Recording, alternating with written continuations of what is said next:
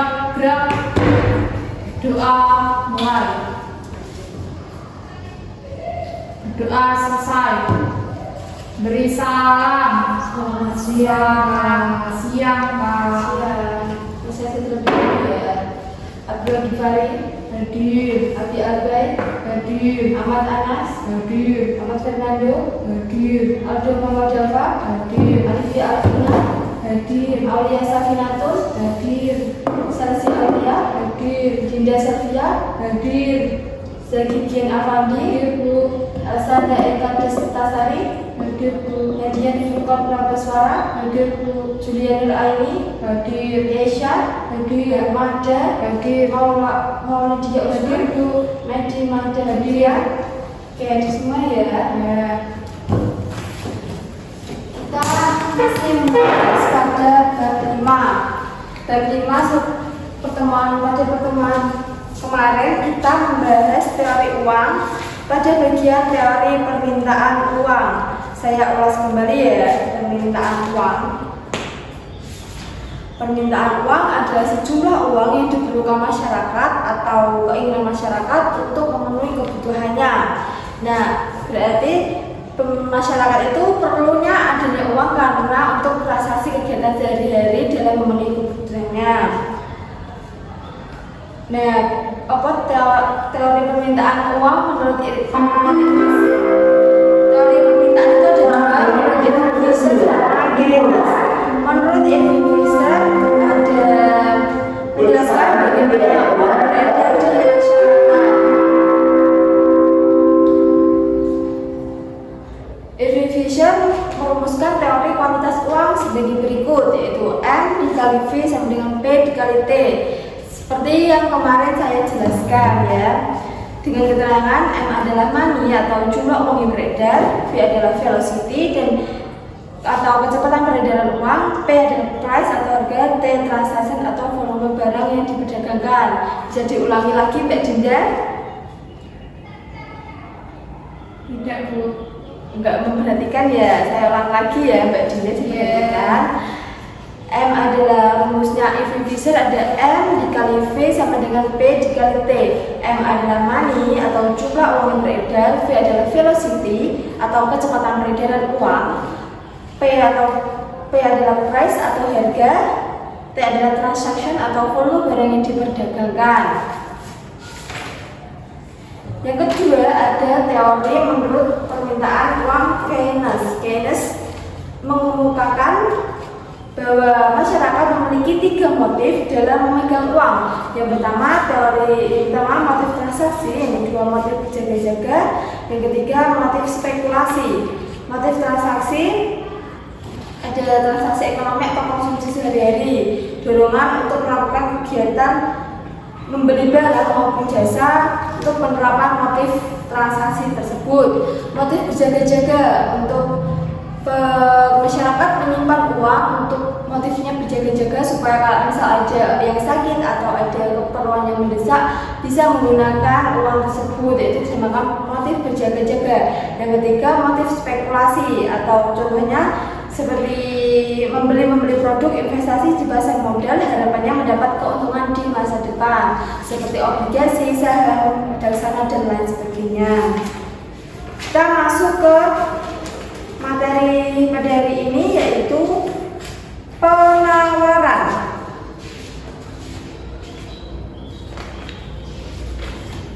Teori penawaran uang. Nah, penawaran uang adalah jumlah uang yang beredar di masyarakat. Bank Indonesia atau selaku otoritas moneter di Indonesia memiliki tugas untuk mengatur jumlah uang yang beredar. Otoritas moneter itu entitas yang berwenang dalam peredaran uang. Nah, entitas tersebut adalah Bank Indonesia atau bisa disebut dengan Bank Sentral. Kalau di sini itu Bank Indonesia adanya di Semarang. Nah, menurut Bank Indonesia, komponen uang beredar terdiri dari uang kartal yang dipegang masyarakat, uang giral, uang kuasai, surat berharga selain saham yang diterbitkan oleh sistem moneter. Uang kartal itu contohnya seperti uang kertas, uang logam, pokoknya yang berbentuk cash gitu ya. Yang kedua ada uang giral yang berbentuk online atau seperti debit, kredit, dan lain sebagainya. Uang kuasa itu seperti dibentuk dengan surat seperti obligasi atau redaksana tadi. Surat berharga selain bahan diberikan oleh sistem moneter, surat berharganya contohnya seperti SBI tersebut.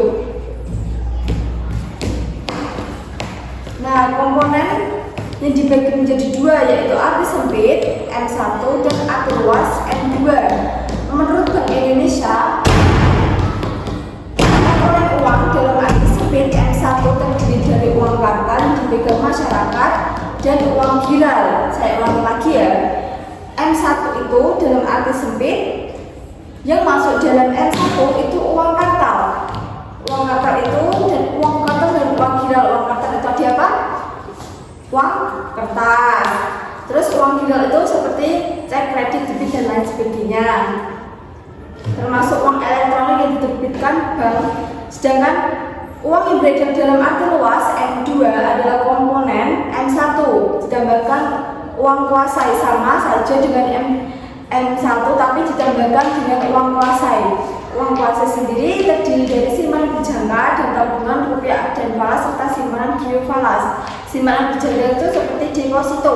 Semisal kalian menyimpan deposito di, kalau contohnya ya, kalau di Korea itu kalau membeli rumah itu harus menggunakan deposito. Kalian harus mengasih misal harga rumahnya 10 juta misal.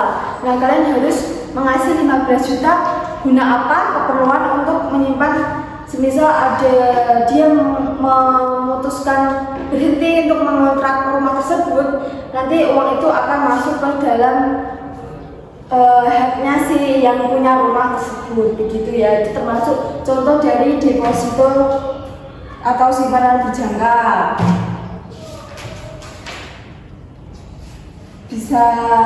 Kalian bisa mengerjakan lembar aktivitas 5 terkait teori penawaran uang. Kalian bisa kerjakan tugas ini secara berkelompok, bisa satu bangku berdua ini.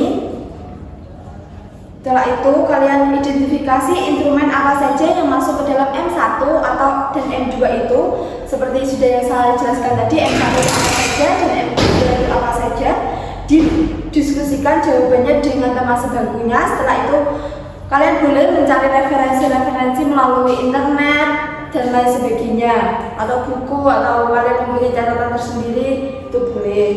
Setelah selesai presentasikan, diskusikan hasil pekerjaan kelompok kalian dengan kelompok lain. Silakan mencari referensi data pada link berikut ini. Saya tuliskan di papan tulis ya. Linknya silakan diakses.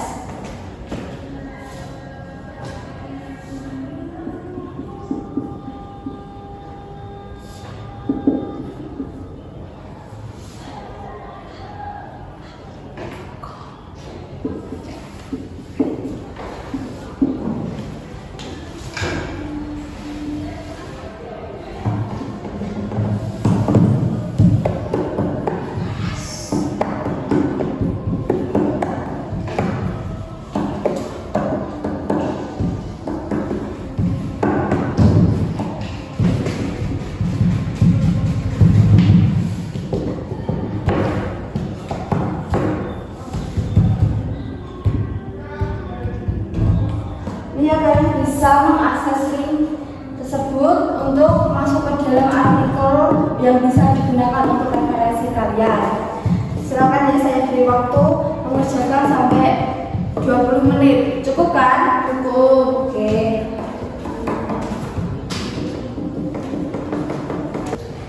Gimana teori penawaran uang pada beraktivitas 5 halaman 124? Apakah ada kesulitan? Dikerjain di rumah saja Bu, soalnya ini jamnya mau pergantian jam. Oke, saya terangkan sedikit ya terkait lembar aktivitas 5, sedikit saja. Nanti saya ulas kembali terkait teori permintaan penawaran ya, untuk kan ini waktunya sudah mau habis. Jadi saya ulas kembali ya kan. Itu pada lembar aktivitas 5 tolong diperhatikan, lembar aktivitas 5 dibuka tentang teori penawaran uang. Itu ada link, kalian harus mengakses link tersebut pada Keterangan yang pertama, jumlah uang beredar luas itu termasuk dalam M2. Pada tahun 2015 seharga 5.977.000, 2016 5.977.000, 2017 5.419.165 rupiah, tahun 2018 5.760, tahun 2019 6.136, dan tahun 2020 695. Itu termasuk dalam M2, jumlah uang beredar secara luas pada tahun 2015 sampai 2020. Sekarang dalam jumlah uang beredar secara sempit, yaitu M1. 2015 2.570, 2016 2.570, 2017 2.857, 2018 3.412.000, 2019 3.266, 2020 3.742. Itu termasuk dalam jumlah uang beredar secara sempit atau M1. Pertanyaannya kan nomor 1, mengapa M2 jauh lebih banyak dibandingkan M1? Jelaskan dengan bahasa kalian sendiri. Kalian harus menganalisis pada jumlah uang beredar luas M2 dan jumlah uang beredar sempit M1. Kalian harus menganalisis dan menggunakan bahasa kalian sendiri. Mengapa M2 lebih banyak dibanding dengan M1? Bisa diulangi lagi nggak Kak? Karena terlalu cepat. Oke, saya ulangi lagi ya. Pertanyaan nomor 1, mengapa M2 jauh lebih banyak dibandingkan dengan M1? Jelaskan dengan bahasa kalian sendiri. Kalian diminta menganalisis yang ada pada tabel berikut, yaitu M1 dan M2. Kalian harus menganalisis mengapa jumlah M1 jauh lebih banyak dibandingkan dengan M2. M1 yang bawah dan M2 yang atas. Kalian harus menganalisis tersebut. Dan kenapa sih M2 itu bisa lebih banyak dibandingkan M1? Kalian bisa tulis menggunakan bahasa kalian sendiri. Kalian harus belajar mengungkapkan kata-kata kalian dengan baik dan terstruktur ya. Belajar menstrukturkan diri dan bahasa kalian mulai dari sekarang ya. Nomor 2, identifikasi apa saja instrumen yang dihitung dalam M1 dan M2. Kalian harus memperhatikan M1 identifikasi apa saja instrumen yang dihitung dalam M1 dan M2 tersebut. Gimana Kak Afila? Jelas? Jelas Kak. Oke, saya ulangi lagi ya terkait teori penawaran uang. Saya ulas kembali. Penawaran uang adalah jumlah uang yang beredar di masyarakat. Jumlah uang yang beredar di masyarakat. Nah, uang beredar di masyarakat tersebut diatur oleh Bank Sentral. Bank Sentral tersebut selaku otoritas moneter yang mengedarkan uang di Indonesia ini. Uang tersebut itu diatur oleh Bank Sentral. Bank Sentral itu bisa disebut dengan Bank Indonesia. Bank Indonesia, menurut Bank Indonesia, komponen uang beredar terdiri dari uang kartal yang dipegang oleh masyarakat, uang giral, uang kuasai, dan surat berharga. Contohnya tadi, uang kartal itu seperti uang cash atau uang kertas dan uang logam. Kalau uang kuasai itu seperti debit, kredit, dan lain sebagainya. Kartu ATM itu juga termasuk dalam uang kuasai. Dan surat berharga selain saham yang diberikan oleh sistem moneter, tadi seperti obligasi, saham, reksadana maupun deposito jangka panjang. Nah, komponen-komponen uang itu dibagi menjadi dua, yaitu M1 dan M2. M1 dalam arti sempit, M2 dalam arti luas. M1 itu masuk dalam uang kartal dan uang giral. M2 juga sama, ditambah dengan uang kuasai. Uang kuasai sendiri terdiri dari simpanan berjangka dan tabungan. Uang kuasai berarti memiliki simpanan berjangka dan tabungan. Simpanan berjangka tadi seperti deposito, contohnya tabungan itu seperti rupiah dan falas. Tabungan seperti rekening dan lain sebagainya. Mungkin cukup jelas? Jelas Kak. Ada yang ditanyakan? Tidak. Oke, baik, saya akhiri pada lembar aktivitas tadi yang sudah saya jelaskan, besok pada pertemuan selanjutnya bisa dipresentasikan ya. Iya Kak. Oke, terima kasih. Mohon maaf atas kesalahan saya dalam menyampaikan materi. Wassalamualaikum warahmatullahi wabarakatuh. Waalaikumsalam warahmatullahi wabarakatuh.